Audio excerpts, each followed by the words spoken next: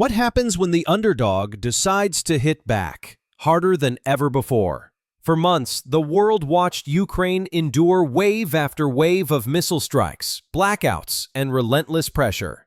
But this week, that story flipped. Ukraine didn't just defend itself, it went on the offensive, launching a strike so coordinated and so unexpected that even the Kremlin couldn't process it fast enough.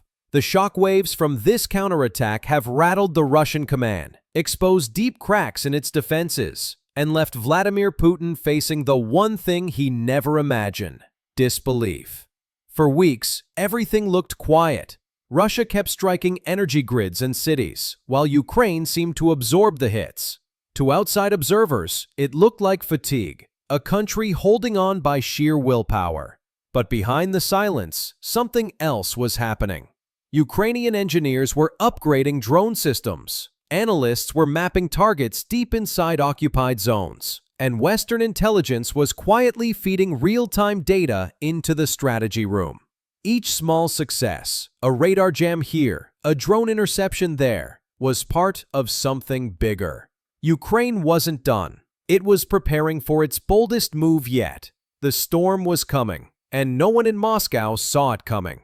Then, almost overnight, explosions ripped across Russian-held territory. From Crimea to Belgorod, fireballs lit up the sky. Targets that Russia believed untouchable were hit with surgical precision. Ammunition depots, command centers, and military airfields. The strikes weren't random. They were a message. Nowhere is safe. Satellite images showed fuel depots burning for hours. Intercepted communications revealed confusion. Commanders shouting orders that went unanswered. Putin's inner circle scrambled to understand what just happened. State media tried to call it a minor incident, but the footage told a different story. Devastation on a scale Moscow hadn't seen since the war began. For Ukraine, it was more than a tactical win. It was a statement of intent. This wasn't just another retaliation. It was a strategic shift. For the first time in months, Ukraine had taken full control of the narrative, dictating the pace, the location, and the rules of engagement. By combining long-range Western systems with home-built drones, Ukraine struck deep behind enemy lines, places once thought unreachable. Analysts called it adaptive warfare, a blend of technology, deception, and intelligence precision. Decoy drones overloaded Russian radar, while stealth units targeted key logistics routes. The result? Chaos. Russia's resupply chain broke down. Soldiers on the ground ran short of fuel, ammo, and even communication lines. It was psychological warfare, and it worked. For the first time, Russia looked vulnerable, not unstoppable. And that realization was more damaging than any explosion. Putin's reaction, according to insiders, was disbelief. For years, he painted Ukraine as disorganized and dependent on the West. But this strike shattered that image. Emergency meetings were reportedly called in the Kremlin. Military bloggers, usually loyal to Moscow, began openly questioning the nation's defenses. How did they get through? One wrote. Where were our systems? Meanwhile, silence filled Russian state TV. No clear explanation, no victory spin. Only the growing awareness that something had changed, permanently. Behind closed doors, frustration turned to blame. Commanders were replaced. Reports of panic among troops surfaced online before quickly disappearing. But once the videos hit social media, the burning bases, the wrecked convoys, the fireballs over Crimea, the censorship no longer mattered. The world had already seen the truth. Hitting Crimea wasn't just military strategy, it was symbolism. That region has always been Putin's prize, his proof that Russia could take what it wanted. So when Ukrainian missiles hit deep inside it, they weren't just striking targets, they were striking Putin's ego. It said, "Your fortress isn't invincible anymore." For Ukrainians, it was a moment of pride. After enduring months of power cuts, sirens, and fear, people flooded social media with flags, songs, and messages of victory. Finally, one wrote, we hit back. Across Kyiv, Lviv, and Kharkiv, hope returned. It wasn't about revenge. It was about dignity. A reminder that Ukraine was still standing, still fighting, and still believing in its freedom. Western allies didn't officially confirm any role, but the applause was clear. Statements from Washington, London, and Brussels praised Ukraine's discipline and precision. Analysts in Europe called it a masterclass in coordination. Behind the scenes, support pipelines tightened. More equipment, more intelligence sharing, more belief that Ukraine could actually win. Even nations that once stayed neutral began reassessing their stance.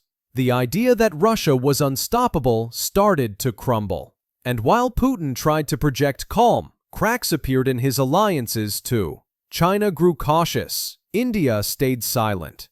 The world was watching, and for the first time, Russia didn't look like a power in control. It looked like a giant on shaky legs. The physical battlefield is changing, but so is the digital one.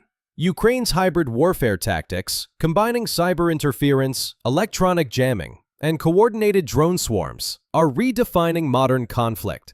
It's not about sheer numbers anymore. It's about data, speed, and precision.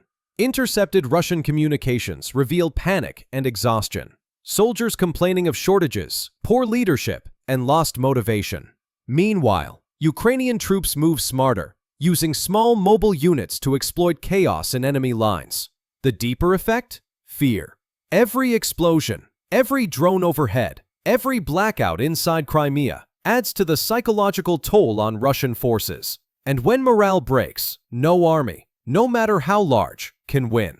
For Putin, disbelief has turned into dilemma. Does he double down and risk even greater losses, or face the political fallout of admitting weakness? Economically, sanctions are biting harder than ever. Oil revenues are falling, industries are stalling, and quiet dissent is spreading. Protests, small, rare, but symbolic, are appearing in Russian cities despite censorship.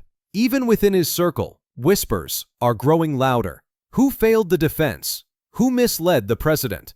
For a man who built his power on control and fear, that loss of faith may be the biggest threat yet. The once iron image of the Kremlin is cracking, and every Ukrainian strike widens that fracture. Winter is coming, and both armies are preparing for the cold.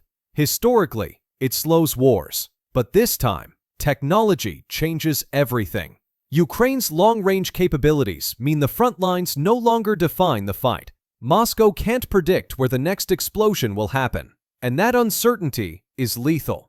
Experts predict this counterstrike is only the beginning of a longer campaign, one that targets supply lines, air bases, and the illusion of safety itself. For Ukraine, it's a moment of strength. For Russia, it's a warning that no matter how many missiles they launch, they can't destroy resilience. In the end, Putin's disbelief isn't just about the damage. It's about the loss of control. For years, he sold the story of dominance. But one night of explosions changed that narrative forever. Ukraine has proven something powerful, that courage, strategy, and innovation can challenge brute force. This war isn't over, but it's no longer one-sided. Every drone, every strike, every inch reclaimed tells the same story. Ukraine refuses to fade.